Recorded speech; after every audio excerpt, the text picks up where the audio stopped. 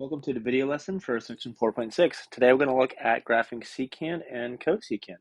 Let's go ahead and jump into it. To begin with, to graph the secant, we're going to look at the identity that the secant is equal to 1 over cosine of x. And the way we're going to use this is we're going to look for values where the cosine of x is equal to 0, because that's going to create an undefined value. So our secant is going to be undefined because it is 1 over 0, which means we're going to have vertical asymptotes. And what we're going to see when we're graphing this, when we look at our cosine function, I can see that at pi over 2 and at 3 pi over 2, where we have our first two intercepts, I have two vertical asymptotes. And that's going to happen anytime that the cosine function actually has an intercept. We can see we have a couple more. And the way we're going to use that to graph the secant is we draw our vertical asymptotes, and then we're going to have a point of tangency where the secant touches the cosine at either a maximum or a minimum value. Let's go ahead and look at some examples here. All right, for our first example, we have 3 cosine, and we can use that to help us sketch 3 times secant.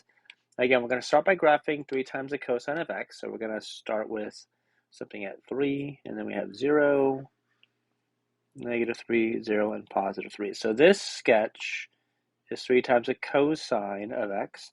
And then what we're looking for, again, are our intercepts, or where do they get shifted to? In this situation, our intercepts started at pi over 2 and they didn't get shifted, so we're going to draw the vertical asymptotes there. Because again, if I plug those values into secant, I get an undefined value, thus a vertical asymptote. I am then going to look at drawing in my secant function by putting a point at my minimums and my maximums of my cosine function. And then we're just going to sketch this general parabolic shape that's going to have, again, that point of tangency where our graph has a maximum or a minimum point. All right, let's go look at example 2. We have 2 minus cosine of x. Again, we're going to go ahead and sketch the first function of 2 minus cosine of x. And that's going to have two things, a shift down and then a reflection of -1. Again, we're going to do the reflection first. So we're going to reflect it across, and then we're going to shift up 2. And this is the function that we get. So this is 2 minus cosine of x, again, with that reflection across and that shift up.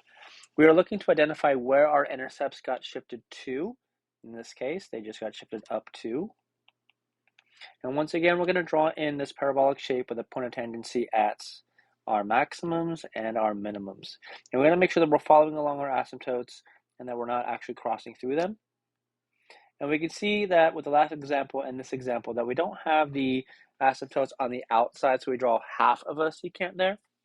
If we had a larger period, or if we had more cycles, we could draw more asymptotes and then have more of our secants present. With example number 3, we have y equals cosine of 2x. We see that that's going to take our cosine function and basically cut it in half. So we're going to stop at pi. And this is going to shift our intercepts a little bit more than it has in our couple of previous examples. All right, I can see that my intercepts are now going to be approximately here. And once again, we're going to draw our parabolic shapes touching at our points of tangency, which are minimums and our maximums. All right, your turn. Go ahead and attempt question number 4. I want you to draw -2 plus cosine of x, and use that to sketch -2 plus secant of x. So hit pause now, try the problem, and then come back and check your work. Okay, so we can see that our function was shifted down 2, which means that our intercepts got shifted down 2 as well. So we have the same horizontal distance, just shifted down. We draw the asymptotes through those points, and then we draw our secant as this parabolic shape, touching again at the minimums and maximums. Let's go ahead and look at the cosecant now. Similar to the secant, the cosecant, we're going to be using an alternate identity. In this case, the cosecant is equal to 1 over sine of x, which means we're going to try and identify where does the sine of x actually equal 0, because once again, we have an undefined function, which means that we have our vertical asymptotes. This time we see that we have 3 vertical asymptotes. We start off at 0. We have another vertical asymptote at pi, and then another one at 2 pi because we have 3 intercepts for our sine function. Again, we see that we draw those asymptotes. We're going to sketch this parabolic shape that will go in between our asymptotes and once again touch at the maximum and the minimum. And here, for every sine function, we're able to construct two full cycles of the cosecant. So again, let's go ahead and try this. All right, we have y equals 2 cosecant of theta minus 1. To sketch this, we're going to start by graphing the sine function, which would be 2 times sine of theta minus 1. This is going to have a vertical stretch and then also a shift down. All right, so we're going to stretch it and then shift it for our intercepts. Those aren't going to be stretched, just shifted down. So we're going to have points here at -1. And then for our maximum, it is going to be stretched up to 2, but then shifted down 1. And then our minimum will be stretched to -2 and then shifted down 1. And here is going to be our sine function.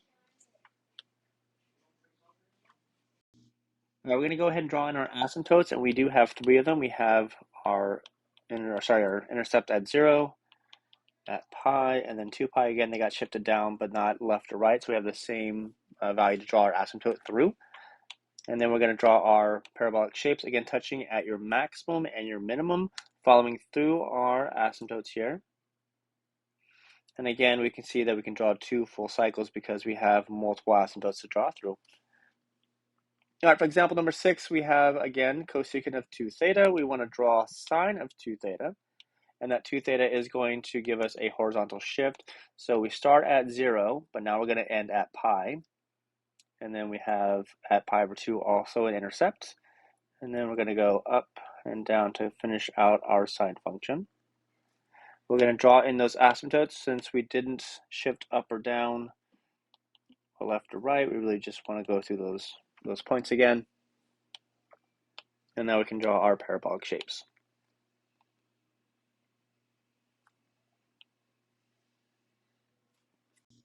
All right, we're going to go ahead and stop the notes there. We will finish questions 7 and 8 together when I see you again.